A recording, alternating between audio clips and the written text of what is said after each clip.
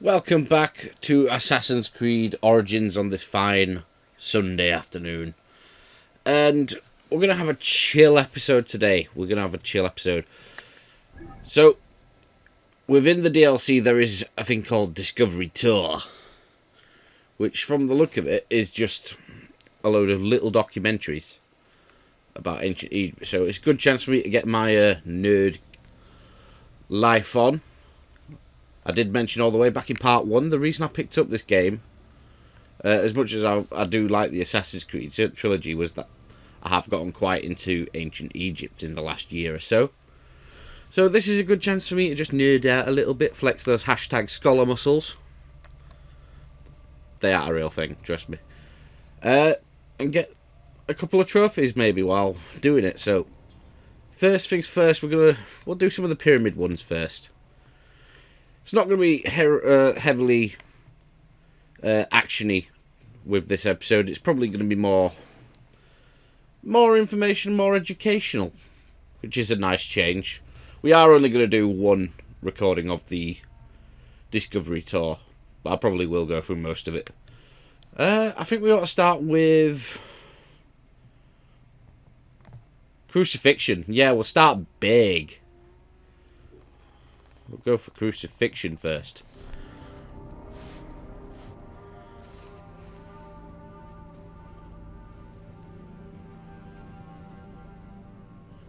Oh, fuck, there's going to be a lot of fucking fast travel. Oh, well. So finishing a tour is finishing one is a trophy, and doing it with 5 characters is a trophy. So hopefully we can knock 2 out today. I've got to do all the daily life ones, but they're probably the most boring, so we'll leave those. Start the tour. Welcome to Crucifixion. In terms of the severity of Roman justice, crucifixion was at the top of the list of corporal punishment, followed by death by fire and decapitation. The upper class considered crucifixion unworthy of their position. Those lucky enough to have Roman citizenship were also exempt from such treatment.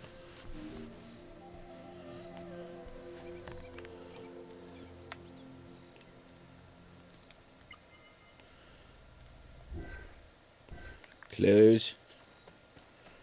We all know what crucifixion is, yeah, we're not that naive.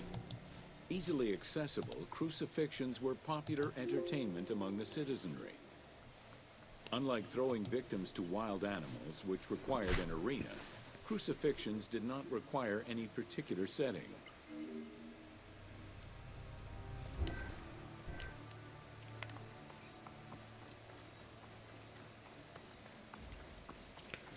Okie dokie.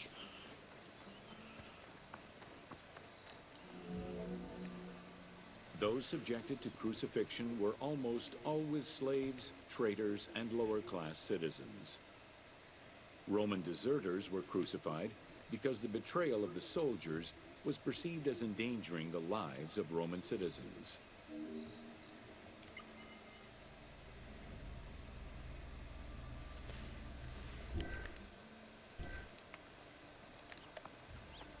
Sweet.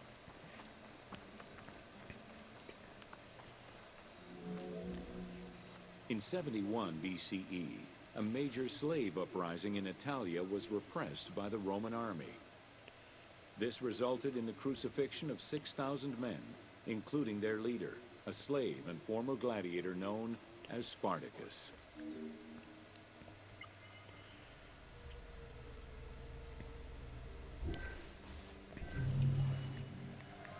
Nice, so we got our first tour done.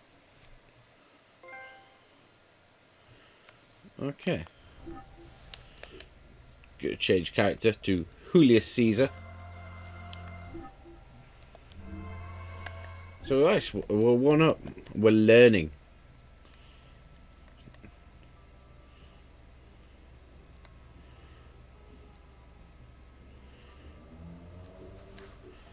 There's another one there. We'll do this one as well, seeing as we're Caesar. Oh, sweet. Oh, Caesar has no weapon controls or bow. That's upsetting.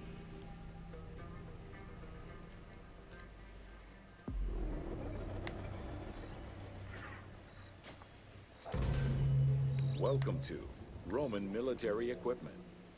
The strength of Rome was directly dependent on its military supremacy and fundamentally militaristic society. Regular citizens, comprised mostly of farmers and herders, joined to protect their land and families. In return for their service, members of this civic army were allowed to vote. Trained to be highly disciplined and obedient to superior officers, citizen soldiers developed a deep sense of loyalty to their city.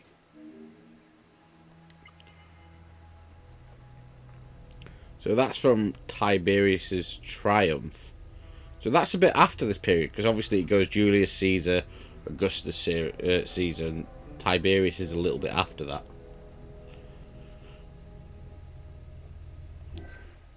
Cool. I'm liking all the little history knowledge bits. Like I said, this episode won't be for everyone. The quality of the armor of a Roman foot soldier was intrinsically linked to his social status and wealth. Chainmail was the most commonly used type of armor. Scale armor, made famous in today's media, came into use after Caesar's time. Foot soldiers carried large and oblong shields, while the cavalry used smaller ones of Greek origin. Soldiers were expected to carry their own kit, including the tools required for the construction of forts and tents.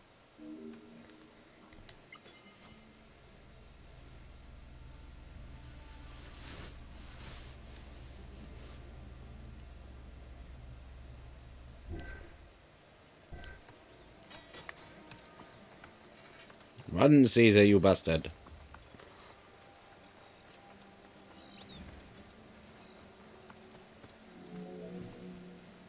Roman soldiers used the same types of weapons. The stomach and face were the most targeted parts of the body. As such, a legionary was equipped with two close combat weapons, a dagger and a short sword, known as a gladius. One of the most ingenious Roman weapons was the javelin. Its pyramid-shaped tip pierced the body, while its iron shank was designed to break upon impact, stopping the enemy from throwing it back.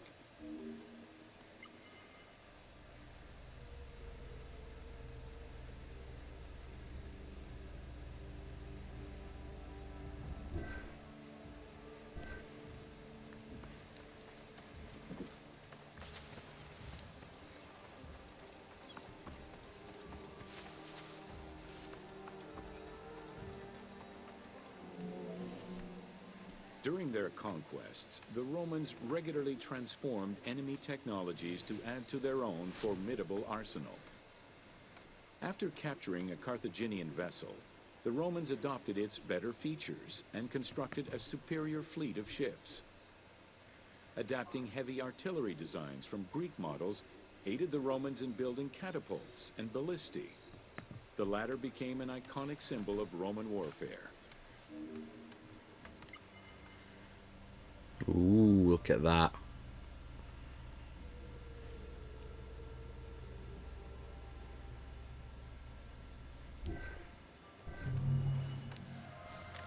Nice, we got another tour done.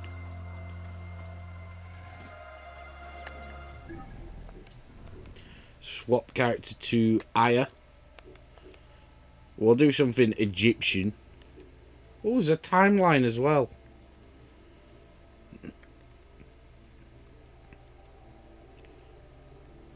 That's quite cool.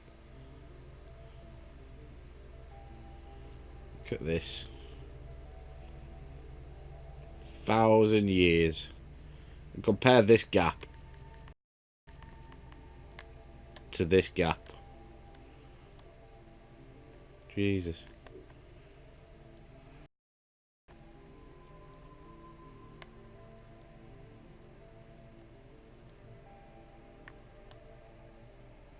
Some of these are a bit longer.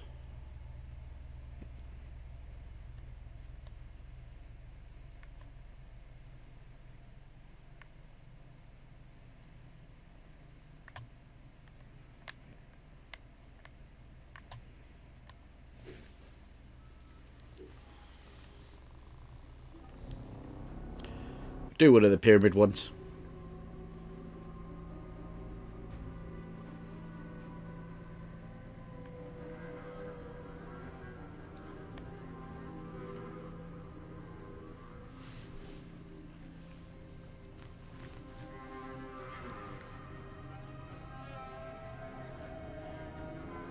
Yes, I'll obviously end up quite comfortably going through all of these, Welcome but we'll to only the film Bent the one. Pyramid of Dashur. After the construction of the Meidum Pyramid failed, Sneferu transferred his residence and the official necropolis to Dashur. There he began construction on his second attempt at a funerary monument. The resulting structure, known as the Bent Pyramid, is the only one of its shape in Egypt.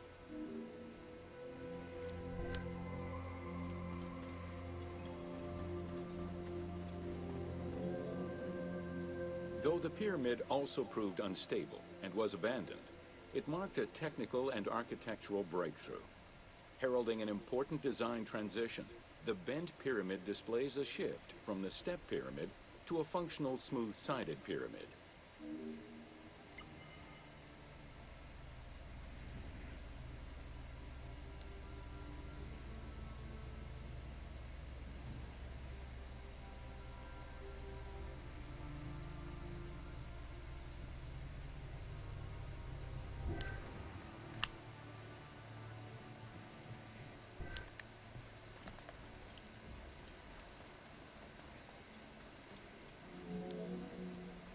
The Bent Pyramid was unique in having two separate entrances, one on the northern face and another on the western face. The chamber of this pyramid was too small for a human burial. It was probably meant for the burial of a statue designated to house the Ka, the vital spirit of the deceased king. Ooh.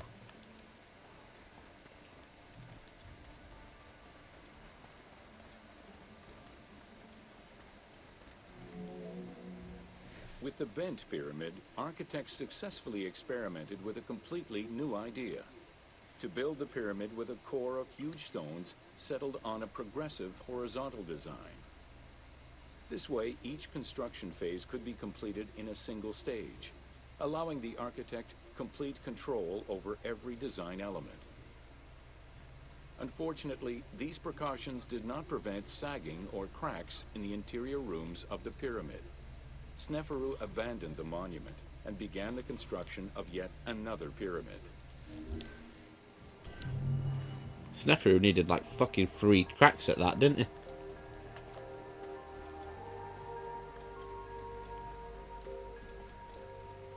We got one within walking range, maybe?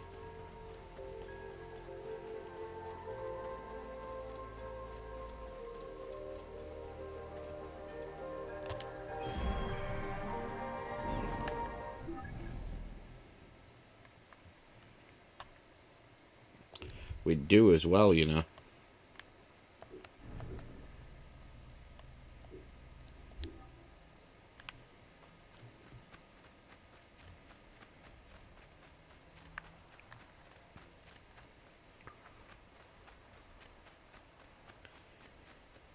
Doop doop doop doop doo. I love when video games have educational elements, as long as it isn't dry as fuck.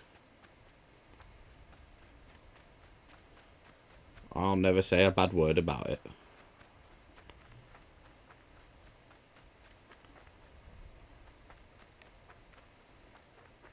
Get up there.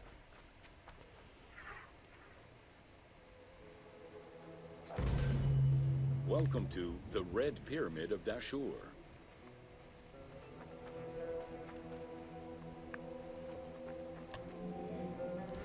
The Red Pyramid was built 2 kilometers to the north of the Bent Pyramid.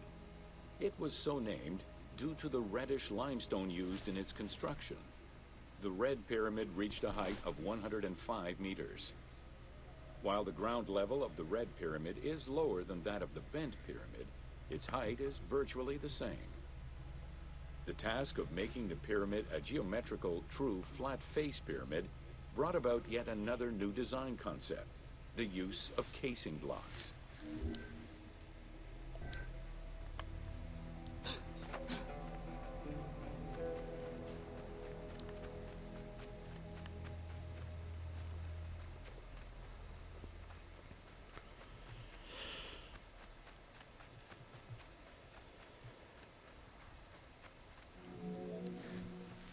The descending corridor of the pyramid, which opens to the north, arrives at ground level, where two almost identical spectacular chambers with high ceilings are aligned north to south and connected by a short horizontal passage. In the south wall of the second chamber, accessed by a staircase, another corridor leads to the final chamber, which is built within the masonry of the pyramid itself and aligned east to west.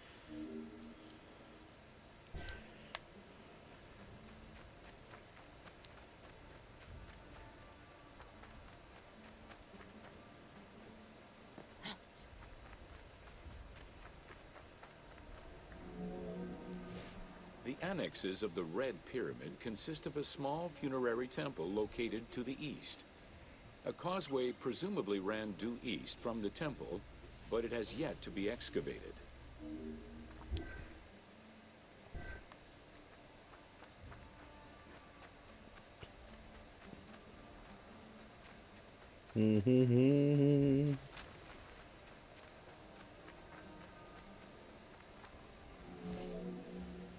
The Red Pyramid was structurally sound, and once finished, marked a remarkable design milestone.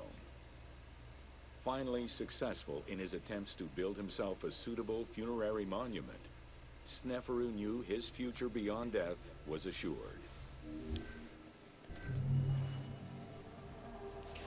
Nice. So, what's that? 4 done? We'll do one of the daily life ones. Well, that looks suitably grisly, so we'll do that one.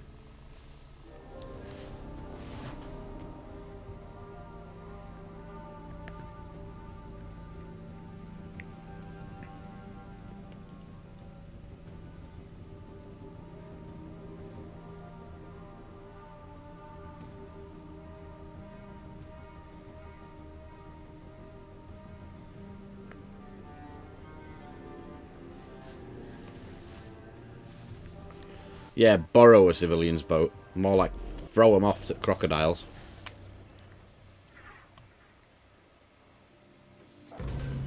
Welcome to Mummies of Ancient Egypt. The mummification process used by ancient Egyptians was highly ceremonial in nature.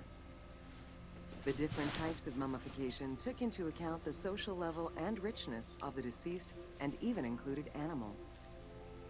The most expensive was that reserved for the pharaoh and the royal family, as well as some of the wealthiest members of the court.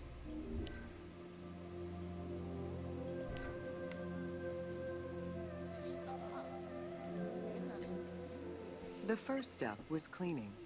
Once bodies arrived at the mummification site, they were placed on inclined tables while the bodily fluids drained away. They were then cleansed by priests until they were deemed ready for the purification process. The purification of the body began with a libation from sacred water. The priest then fumigated the body with terebinth resin. After the ritual cleansing, priests used oils, spices, and all kinds of essences to further purify the body of the deceased. Finally, all body hair was meticulously removed.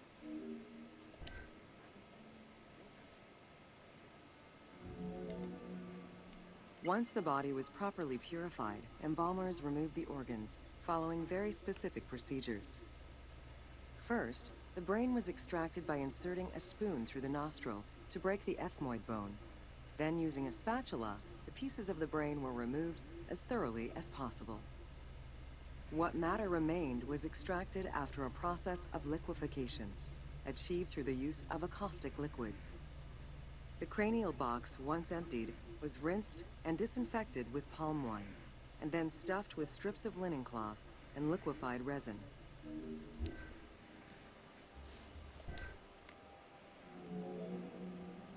After taking care of the brain, embalmers made an incision on the left flank and carefully set aside the viscera. The inside of the body was also rinsed with palm wine. Then the embalmers filled the belly with pure myrrh, cinnamon, and other perfumes, and sewed it shut. The removed viscera were washed in palm wine and packed in crushed herbs before being placed in canopic jars. Bit grisly, this, actually.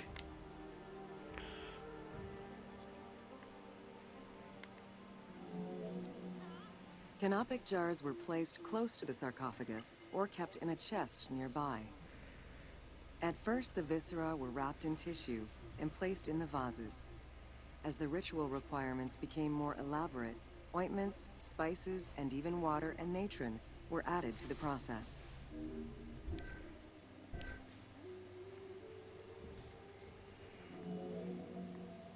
Towards the middle of the New Kingdom, canopic jars assumed the appearance of the four sons of Horus. They were known as the protectors of the viscera. These protectors had their own guardians, each a goddess of the dead. Imseti, the human-headed god, protected the liver and was protected by the goddess Iset. Hapi, the baboon-headed god, protected the lungs and was protected by the goddess Nephthys. Dumutef, the jackal-headed god, protected the stomach and was protected by the goddess Neith. And finally, Kebesenuef, the falcon-headed god, protected the intestines and was protected by the goddess Selket. God of intestines.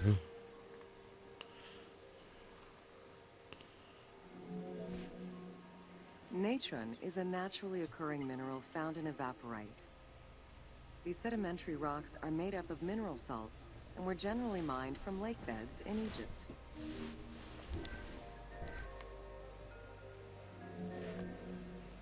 Embalmers used natron as a desiccant to dry the flesh and stop the corpse's putrefaction process.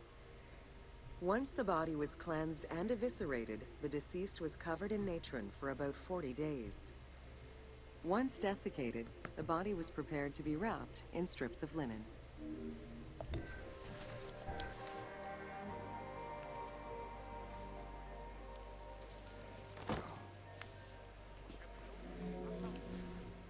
Once the body was fully desiccated by the natron treatment, embalmers oiled, painted, and sometimes even added hair extensions or a wig.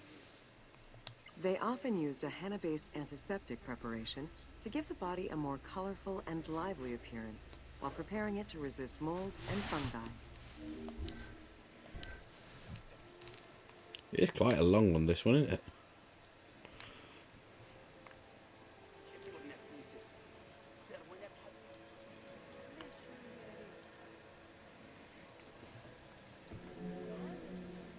Next came the phase which gave mummies their most well-known appearance, the wrapping.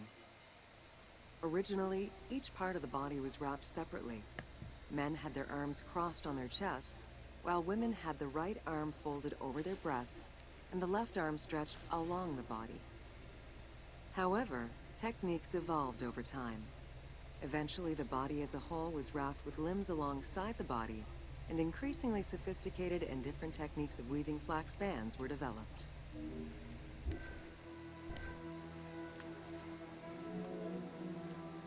In addition to the jewelry and amulets arranged on the skin of the deceased, amulets were also carefully inserted into the weaving of the linen strips. Each amulet was linked to a myth, or to an ideological belief related to rebirth.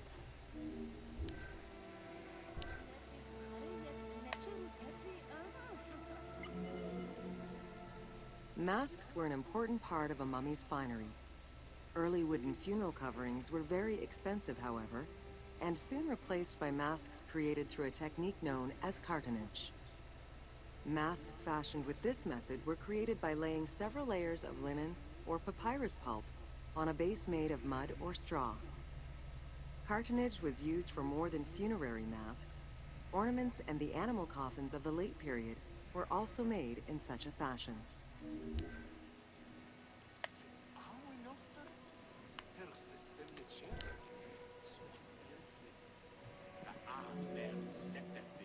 Cartonnage evolved to cover the entire body of the mummy during the 22nd dynasty. The mummies were placed on a board inside a rigid envelope of cartonnage, which was laced at the back with a string. Extremely cost-effective and visually pleasing, this technique was very popular through all layers of the society. Sorry, but I'm like stood on your grave. Cartonnage envelopes were usually covered with inscriptions and polychrome decorations, specifying the names and titles of the deceased, scenes depicting daily life, or decorations specific to the funerary world. This was a true gift for Egyptologists eager to study the funerary rites of the ancient Egyptians.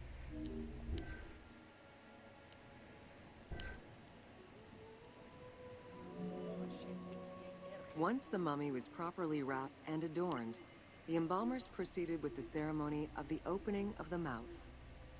A vital step of the funerary process, this ceremony was meant to bring back to life the deceased themselves, or an object representing the deceased.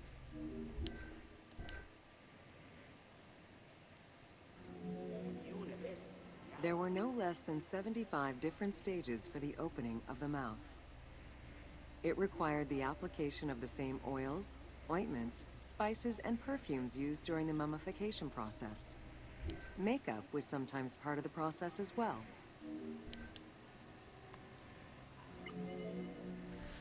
The last stage of this long ritual was the act of touching the mouth with the adze to symbolically allow the breath of life to infuse an inert body. Its performance was reserved for a very specific set of people. Priests who wore the mask of the god Anubis, a close relative of the family, or by the heir to the throne. Well, hey, we learned about mummies.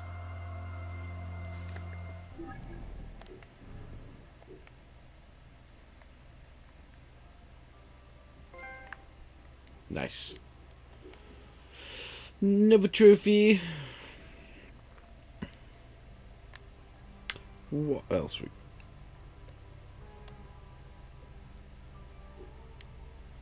You know, that looks interesting. We'll do that one. We're not going to be able to do them all. It'll take far too long. We're already 27 minutes deep. And we've done 5. I'll try and get one done from each category, at least. How about that?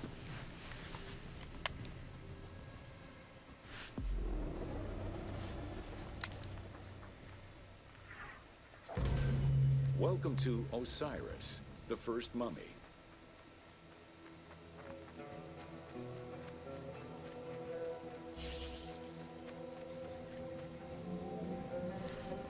The oldest mummies recovered date from the Old Kingdom, though Egyptologists believe that mummification was in use much earlier than that.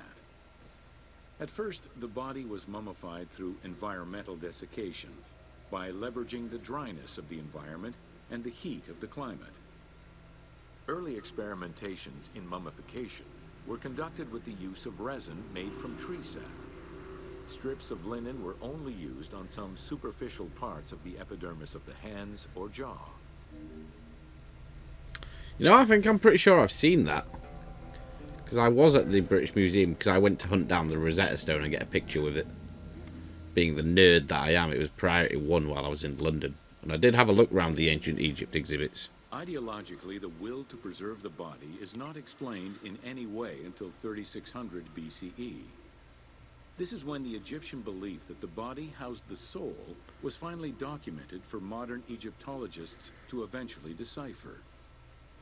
It was not until the arrival of the myth of Osiris in the Egyptian religion around the 5th dynasty that mummification was thoroughly conceptualized. The practice was thereafter grounded in both a mythological and ideological point of view.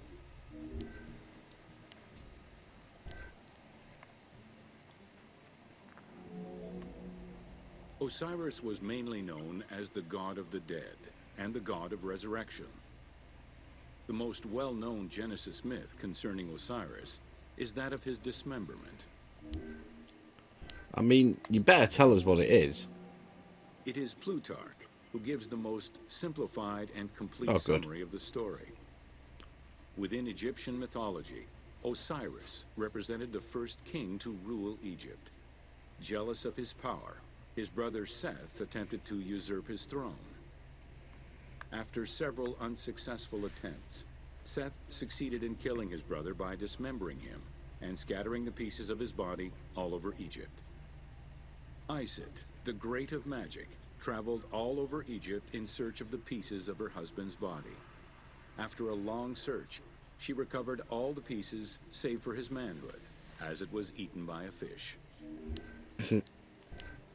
Shouldn't laugh.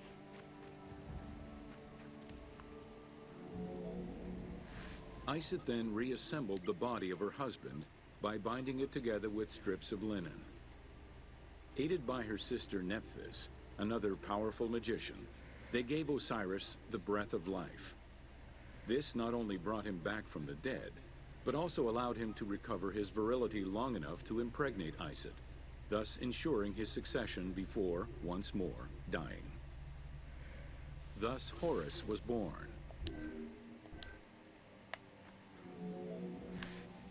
The ritual used to bring Osiris back to life essentially depicts how he became the first mummy.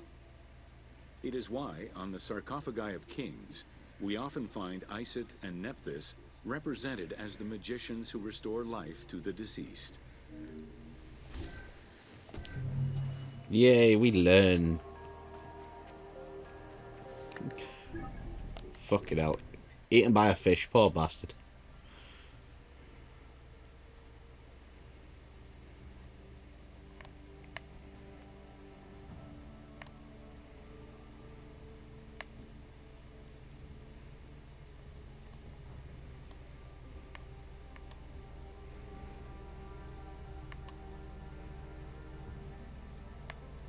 It's a quick 2-minute one.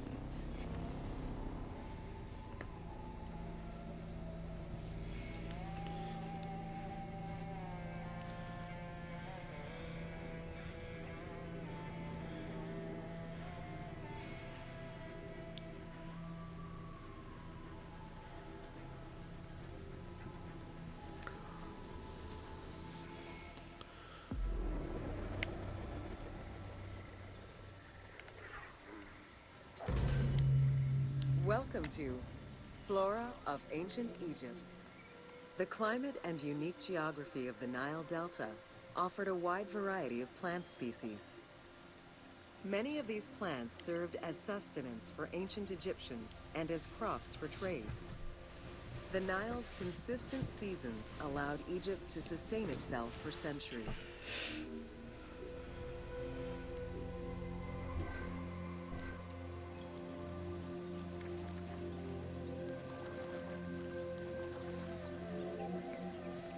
Possibly the most useful of the plants was the papyrus. This tall sedge plant grew in abundance along the water's edge of the Nile. Commonly known for its use as paper, the ancient Egyptians found many other functions for it, including rope, sandals, and mats. Papyriform boats made from the plant are seen in paintings and reliefs, and were used in ritualistic ceremonies. Oh, we're not talking about crocodiles? There were many types of trees along the River Nile, such as the date palm, carob, and tamarisk. The earliest fruit tree cultivated was the fig tree, followed by apple, pomegranate, and eventually olive trees during the era of the New Kingdom. Mango cultivation was the result of a late import from Asia during the Middle Ages.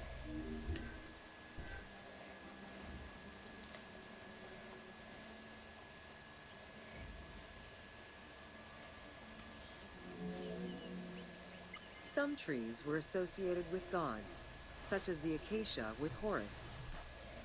The divinities Thoth and Seshat were depicted inscribing the reign of the king into a Persea tree.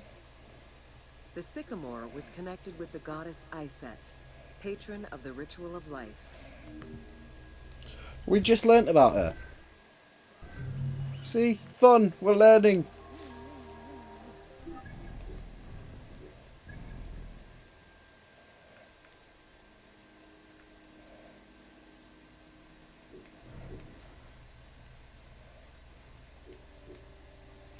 Right, one from Alexandria. Have we got one about the lighthouse?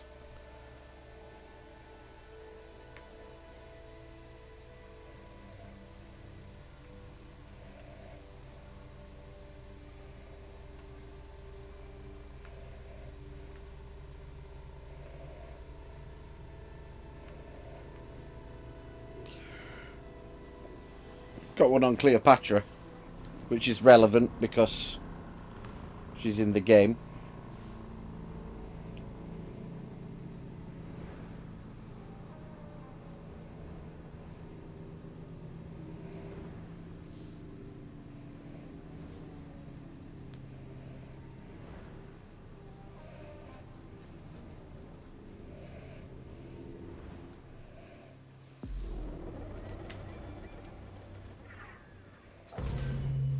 Welcome to Cleopatra, Queen of Egypt. Cleopatra VII Theophilopator ascended the throne in 51 BCE at the age of 18. Though her early attempts to maintain power were often challenged, she eventually prevailed and became the sole ruler of Egypt. According to Plutarch, she was the only Ptolemaic pharaoh to speak the Egyptian language. Her intelligence, coupled with a good education and a great political mind, allowed her to make the alliances necessary to maintain the independence of Egypt while Rome was becoming a Mediterranean empire.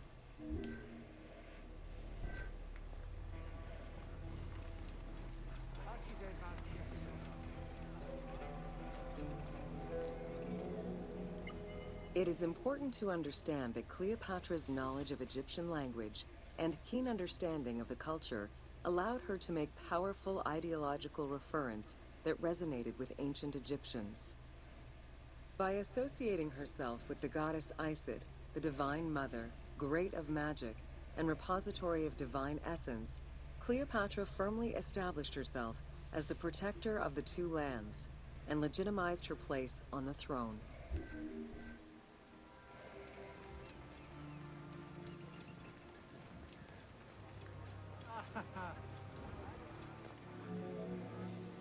Upon his death in 51 BCE, Ptolemy XII Aulus bequeathed his kingdom to his daughter and eldest son, Cleopatra VII and Ptolemy XIII. As was custom, the siblings were married. The new pharaoh was 10 years old, his sister wife 17. The early years of their reign were not easy. Between 50 and 48 BCE, droughts and floods aggravated Egypt's problems. General Achilles and the royal advisor Pothinos kept intervening in the young ruler's political decisions, and eventually colluded to turn Ptolemy XIII against Cleopatra. By 48 BCE, Cleopatra was in exile.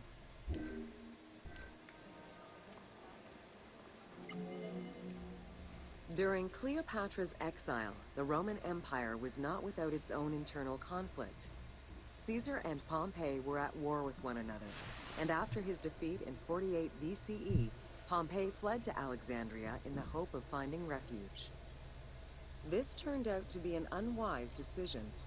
Listening to his advisors, Ptolemy XIII elected to have Pompey assassinated, his head kept as a gift, in the hopes of acquiring Caesar's favor. This gambit backfired. Instead of earning approval, the murder of a Roman greatly angered Caesar.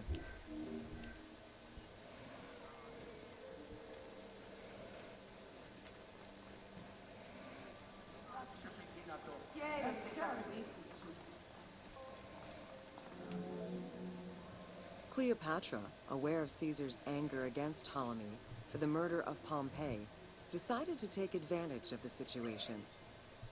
She returned to Egypt in secret, hoping to establish an alliance with one of the most powerful men of the time. Outside of the legend, where she had herself smuggled into his quarters in a carpet, what exactly happened during that fateful meeting remains a mystery. However, Caesar seemed to see a better ruler for Egypt in Cleopatra than in her young and too easily influenced brother. Invoking Ptolemy XII's will, Caesar attempted to mediate peace between the siblings.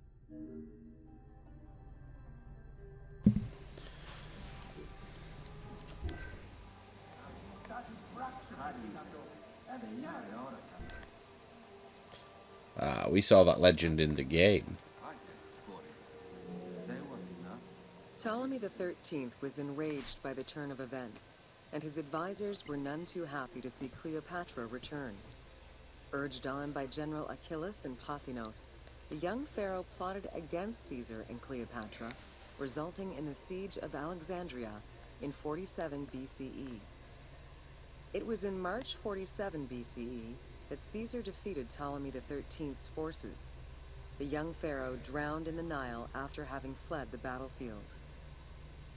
With her opponents dead or powerless, Cleopatra married her other much younger brother, Ptolemy XIV, and finally claimed the throne of Egypt for good. The end of the Alexandrian War also cemented the romantic and political alliance between Cleopatra and Caesar.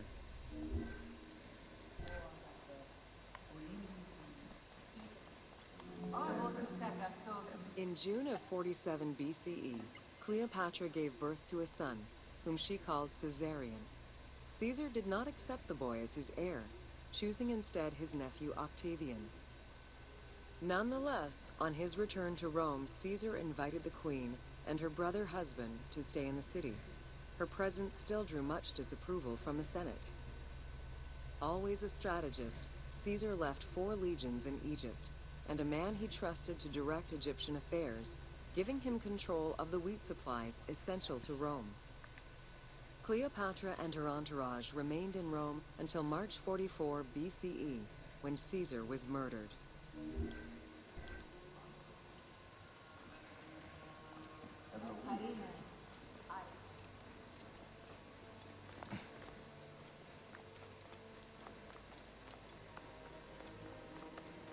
This one's a bit far away.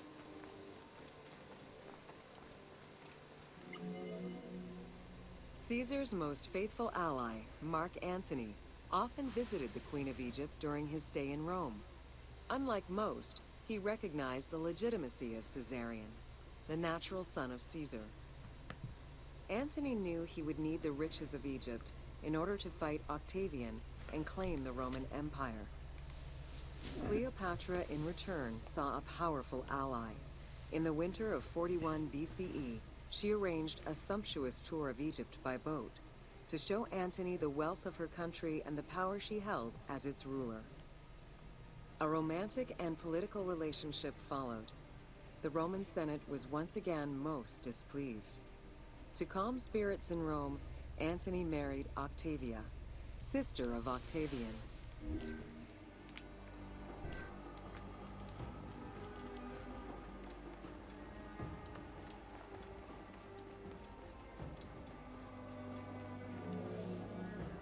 Despite his marriage to Octavia, Antony remained Cleopatra's lover, and she gave birth to their children. Cleopatra increased her kingdom's territory and started a political propaganda alongside her lover in Egypt and beyond. She hoped to create a Ptolemaic federal empire with Alexandria at its center. Antony eventually repudiated his Roman wife for the Egyptian queen, much to the dismay of the Roman elite. However, while Mark Antony focused on Egypt, Octavian carefully gained military and political ascendancy over him in Rome.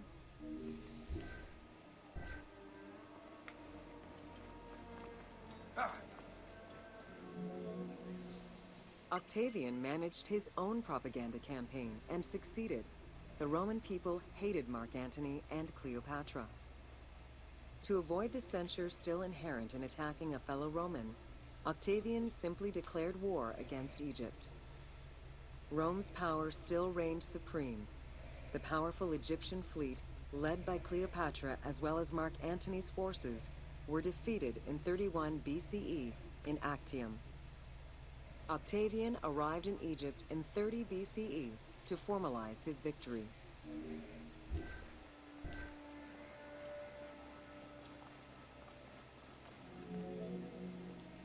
following events remain difficult to confirm due to the many versions and legends around them.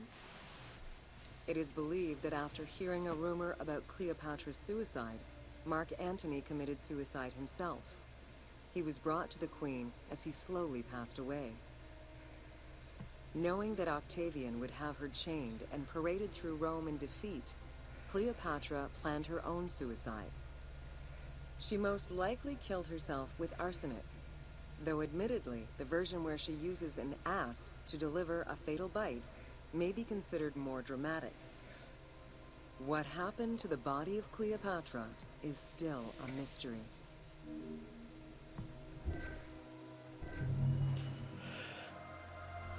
Right, and that's where we're going to leave it for tonight with the Discovery Tour. This is the only one we're going to do for Discovery Tours. We probably will pick up Assassin's Creed again tomorrow, get a bit more hidden ones done. Yeah, I like that plan. So, Assassin's Creed tomorrow as well. So, that's where we're leaving it. Thank you for watching, everyone. I'll see you next time. We'll have a bit more action next time as well, don't worry. But for anyone who did watch, I hope you learned a couple of things. I definitely will be going through all of the little bits myself in my own time. But thank you for watching. Have a good night. See you next time.